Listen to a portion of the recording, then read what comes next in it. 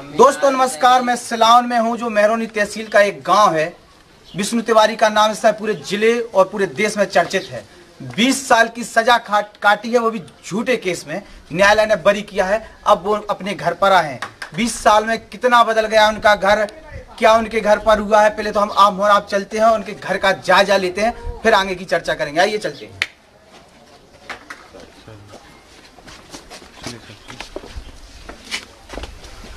देखिए, विष्णु तिवारी के घर में जैसे 2 भाई उनके जिंदा हैं, 2 खत्म हो गए, माता पिता खत्म हो गए। एक दुकान है जिससे पूरे घर का खर्चा पानी चलता है। जगह जो थी वो वकीलों की फीस चुकाते चुकाते बिक गई है। एक घर है उनका, एक आलीशान घर जिसे हम कह सकते हैं। एक अंदर एक कमरा है जिसमें स्टोर रूम टाइप का है, इस सामान रख सकते हैं। आइए और भी चलते हैं। जब हम यहाँ आते हैं तो एक वीआईपी किचन आपको देखने की मिलेगी। काला काला पूरा टाट वाट सब दिखाई देगा। उनकी भाभी हैं जो खाना बना रही हैं, और ये उनकी वीआईपी किचन है। शायद राजा रजवाड़ों की भी ऐसी किचन नहीं होगी जैसी किचन आपको देखने को मिल रही है। हल्का सा पानी के लिए व्यवस्था है यहाँ पर, और पानी पीने की व्यवस्था है। पीछे साइड हम बताएंगे आपके, पानी पीने की व्यवस्था है, बहुत अच्छी व्यवस्था है। आरओ लगे हुए हैं, एक से एक वीआईपी आरओ लगे हैं। एक गेट है, ये भी बहुत वीआईपी है। इसके बाद आप जैसे यहाँ आएंगे तो देखिए एक बढ़िया पार्क है घूमने फिरने के लिए। वीआईपी पार्क है। यहाँ पर साइड हम आपको दिखाएंगे किस तरीके का वीआईपी पन छाया हुआ है। यहाँ आप देखिए, जहाँ पर नहानी है, नहाते हैं पूरे परिवार के लोग। विष्णु तिवारी की बेशकीमती कहें कि बेशकीमती कमाई है जो हम और आपके बीच में है। और भी चले आइए आप। एक पुराना घर हम आपको दिखाएंगे। एक घर है जो खंडर हो चुका है। एक घर है खंडर हो चुका है। इसके लिए मौजूदा कल्चर में इसको ऐसे बना के रखा है जिसके और घर का और लुक और अच्छा हो जाए। लोगों का ही तमाचा भी है, सरकार के लिए भी तमाचा है और तमाम लोगों के लिए। आइए, विष्णु तिवारी जी जहाँ रहते हैं, अभी आए हैं तो रहने की व्यवस्था नहीं है, तो वहाँ कहाँ रहते हैं वो दिखाते हैं हम आपके लिए। ये घर है, गाय भी यहीं पर बांधी जाती हूँ। गाय बदली है। देखिए, ये आलीशान घर है। एसी भी लगा है, कूलर भी लगा है। बाहर कूलर की व्यवस्था है। बड़ा वीआईपी ये आपके लिए मकान देखने को मिला। साफ सफाई चौतरफा आपको देखने को मिल रही होगी। बहुत कुछ सरकार और सरकारी सिस्टम ने इनके लिए दिया है, और कानून की तो कहनी क्या है। ये विष्णु तिवारी जी हैं जो बिल्कुल आपको जवान हट्टे खट्टे 18 साल के दिखाई दे रहे हैं। बढ़िया चमकता हुआ चेहरा, मुस्कुराता हुआ चेहरा आपको विष्णु तिवारी का देखने को मिल रहा होगा। ये सिस्टम ने इनके लिए इस तरीके का बना दिया है। अभी भी बालपन है, 18 साल का दिमाग है, बच्चे हैं, और इस जहां पर सोते हैं, यहीं पर खाते हैं, यहीं पर रहते हैं। देखिए पीछे साइड हम आपको कुछ दिखाएंगे। चूंकि गाय बांधी जाती थी पहले, तो भूसा भी आपके लिए रखा है। ये देखिए, पुराने समय के राजा रजवाड़े जैसे घर को सजाते थे, ऐसे मटके रखे हैं, इससे घर सजता है। इसके बाद आप आइए, कंडे। इन्हीं कंडों से हम और आप रोटी बनाते हैं, सेकते हो, खाते हैं। गकैया खाने वाली बहुत कुछ होंगे। ये भी इनके यहाँ है। देखो किस प्रकार की शान बढ़ा रहे हैं इनके घर की। तो ये विष्णु तिवारी जी हैं जो 20 साल की झूठे मैटर में सजा काटने के बाद न्यायालय ने बरी किया है। वकीलों ने शोषण करने में कोई कसर नहीं छोड़ी। घर बिक गया, जगह बिक गई, और इसके बाद आप आइए, एक जगह घर रहने के लिए व्यवस्था है जिसमें उनके 2 भाई रहते हैं। 2 भाई खत्म हो गए, माता पिता खत्म हो गए अपने बच्चे को बाहर निकालने के चक्कर में। और ना तो सिस्टम जागा, ना यहाँ के लोगों ने आवाज उठाई उस समय से। भगवान की कृपा कहें या कुछ कहें या न्याय कहें भगवान का, तो अब ये बाहर आए हैं, और इन्हीं से हम इनकी दास्तां सुनते हैं। विष्णु जी नमस्कार। नमस्कार जी भाई साहब जी, नमस्कार। क्या हाल चाल है? बस भाई साहब हाल चाल आपको।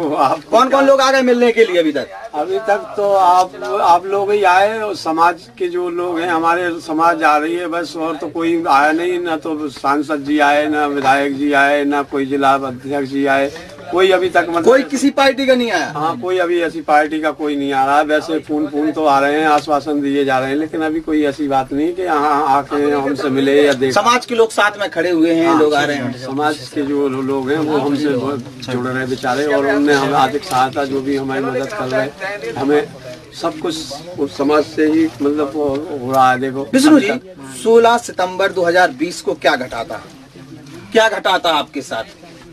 भाई साहब, हम गाय चराने गए थे जी। गाय थी, 10 भैंसें थी हम पे, सब कुछ अच्छा था। हमारी खेती बाड़ी थी, 3 हल चलते थे, बैल भी थे, इंजन था, सब था, संपन्न थे पूरे घर में। संपन्न थे। 5 भाई थे। 5 भाइयों में हमारी एक बहन है जीरोन भी आई, वो भी मतलब घर संपन्न घर में भी आई थी। तो सब कुछ अच्छा सिस्टम था, मतलब घर में अच्छा परिवार, मठा दूध से खूब भर लबालिब थे हम सब। लेकिन हम जब गाय चराने वहाँ गए तो एक उस धोबी से मतलब हमारी वो गाय मारे को सिस्टम पे हो गई झगड़ा। तो वो झगड़ा के कारण उसने पता नहीं क्या सोचा क्या समझा कि ये 5 भाई हैं या कोई हमें दबाव में लेंगे या मारेंगे। तो उसने जाके एक उन लोगों को किसी ने पता नहीं किसने भड़काया है या भर दिया या क्या सिस्टम बना, तो उनने जाके ये केस बनाया। उसमें बीएसपी जो पार्टी थी तो उनने जो करा, हरिजन एक्ट में अच्छा पैसा मिलता था और 376 में और अच्छा पैसा मिला, तो लाखों रुपया के करीब गरीबी थी तो उन्हें अच्छा पैसा मिल गया। उनने हम पे ये केस दायर कर दिया। हम अनपढ़ वैसे ही थे, कुछ पढ़े नहीं थे, तो हम डर के मारे घर वालों की उससे डर के मारे भाग गए। हम भाग गए तो हमारे विरुद्ध मुकदमा मतलब हो गया, पुलिस आने लगी। तो हमारे घर वालों ने, फिर हमारे पिताजी ने हमें ढूंढ के और हमसे कहा कि तुम जेल चले जाओ, हम निकलवा लेंगे। तो हम जेल चले गए तो जेल हाई कोर्ट से बेल भी करवाई। तो हमारी कुछ जमीन सस्ती 20-25 हजार की एकड़, 25 हजार की एकड़ जमीन बिक रही थी उस टाइम। तो पैसा हुआ सहायता की मतलब मदद के लिए मतलब जज को, वकीलों को बहुत पैसा लगना था। तो इस तरीके से पेशी वेशी तारीख वारीख पे जाने में तो उनने जमीन कुछ बेच दी, जमीन बिक गई। फिर उसके बाद हमारी बेल हो गई। 6 महीने बाद हम बेल पे मतलब छूट गए। 2000 का केस था, नवंबर का 16 नवंबर का केस था। फिर हम 2001 में छूट गए, 1000 मतलब उसमें छूटे। फिर भी हम पे कुछ एक हरिजन और एक्ट लगाया गया उसी की मतलब दूसरी उसने एक और धोबी ने, और जाति से धोबी था वो, तो वो एक और लगाया गया। तो फिर हम उसमें फिर भी जेल गए। तो हम फिर भी जेल 5-6 महीना फिर जेल काटी। फिर भी हमारे घर वालों ने बेल करवाई।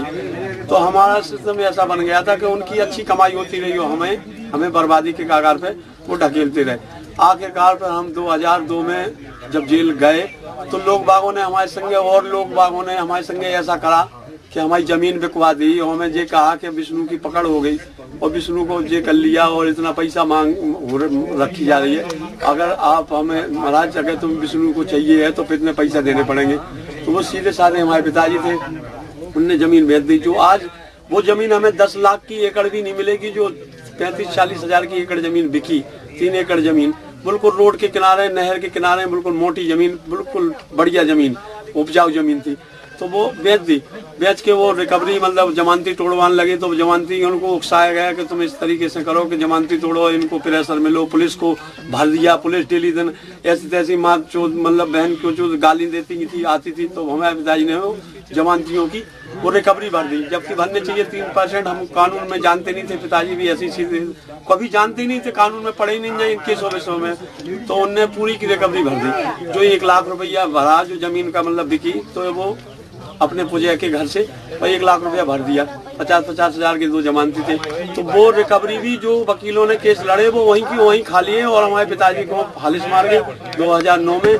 2013 तक जिए, फिर अटैक से वो बेचारे वो मर भी गए। फिर 14 में हमारी मतलब माँ भाई खत्म हो गए, फिर माँ खत्म हो गई 15 में, फिर 17 में मतलब एक बड़े भाई खत्म हो गए। और हमारी ऐसा बिल्कुल ऐसा सिस्टम बिगड़ा कि कुछ भी नहीं। हमारे भाभी और जमीन मतलब वहाँ इंदौर में चली गई। तो अब उनकी जमीन पट्टे बेचते थे तो अपने जमीन दे दी। जिसने चाहा उसने लूटा, जिसने चाहा पेड़ काटे और जिसने चाहा जहाँ कब्जा करा, बिल्कुल कुछ नहीं, सब बर्बाद हो गया। वो जाके अपने बच्चे इनको 3 को इतने से बच्चे थे उनके, उनने अपनी मजदूरी करके वहाँ इंदौर में पढ़ाया। थोड़ा बहुत जो मतलब 8वीं 10वीं तक मतलब कराया तीनों बच्चों को। फिर वो वापसी आई यहाँ। तो एक हमारी समाज ने हमें बहिष्कार कर दिया, इसके कलंक लगा दिया कि 376 का मुकदमा लगा है जी, वो शादी होना बंद हो गई। तो एक हमने हमारे भाई ने मतलब शादी करी के उड़ीसा से कुछ ले दे के। तो ऐसी हमारा एक भाई मानसिक तनाव में रहने लगा, बाबा साधु बन गया, तनाव में बिल्कुल बेकार हो गया। तो उसने भी कुछ शादी नहीं करी, गरीबी स्थिति हो गई, बैल बिक गए, इंजन बिक गया, भैंसें बिक गई, सब कुछ पता ही नहीं चला कि कहाँ क्या गया, कौन ने कहाँ उठा लिया, कौन ने कहाँ पकड़ लिया। सब समझो सब लूट फूट सी हो गई। और जो जमीन में जो भी हमारे पेड़ पौधा खड़े थे वो भी सब खत्म कर दिए। जिसको मर्जी आए वो काटे, कोई देखने वाला नहीं, कोई पूछने वाला, कोई कहने वाला नहीं। सब कुछ हमारा बढ़िया सब कुछ था, लेकिन सब बर्बाद हो गया। और आज हम इस कागार पे जब 20 साल में हम तो ये सोच के रहे कि शायद ईश्वर भगवान और आप लोगों की कृपा दुआ बनी रहे कि हम ईश्वर को भजन करते थे, माता रानी को, कि हमें कभी निर्दोष साबित होंगे हम, क्योंकि जो अपराध हमने करा भी नहीं है उसमें हमें सजा काट रहे। तो हम भगवान से ही एक गुहार लगाते थे और पूजा पाठ करते थे कि हमें कभी ऐसा मौका मिलेगा कि हम उस जन्मभूमि पे जहाँ जन्मे, जहाँ जाएं और हम अपने परिवार समाज से मिले।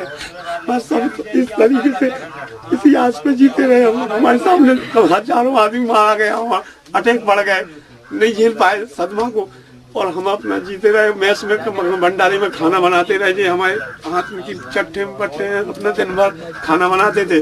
3-3 हजार गुल्ले बेलते थे और रात में अपने सो जाते थे। 3 घंटे में जब नींद पूरी हो जाती थी तो बैठ के हम अपने देखते थे, मुर्दे के सामान सब लगते थे, उन सब सोते थे रहते थे। तो अपना ऐसे टाइम काटा। जब हमें पता चला 2017 में हमें 3 मौतों का, तो जब पता चला कि हमारी 3 मौतें, हमारी माँ और हमारे भाई हमसे तीसरे नंबर के थे और बड़े खत्म हो गए। भाई ऐसी स्थिति है, किराए पे मतलब रह रहे हैं, वो बाहर भाग गए, घर पे कोई नहीं है, घर वीरान हो गया।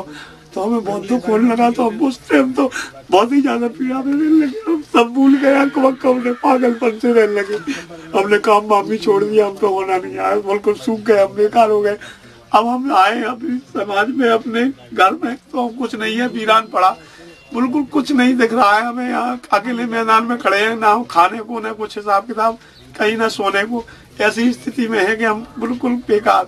अब हम तो यही आप सरकार से और समाज से यही अनुरोध कर रहे हैं कि जो कुछ है, जो कुछ भी कोई भी हमारी आर्थिक सहायता और मदद करे तो बस बड़े बड़े भागी होंगे उनके हम, कि वो हमारे लिए इतना करें। देखिए विष्णु जी अपनी कहानी सुना रहे थे, जो सुना रहे हैं वो तो भावुक हैं, जो सुन रहे हैं वो भी भावुक। हमारे कैमरे के पीछे बहुत सारे लोग हैं जिनकी आंखों में आंसू हैं, वो भी भावुक हैं।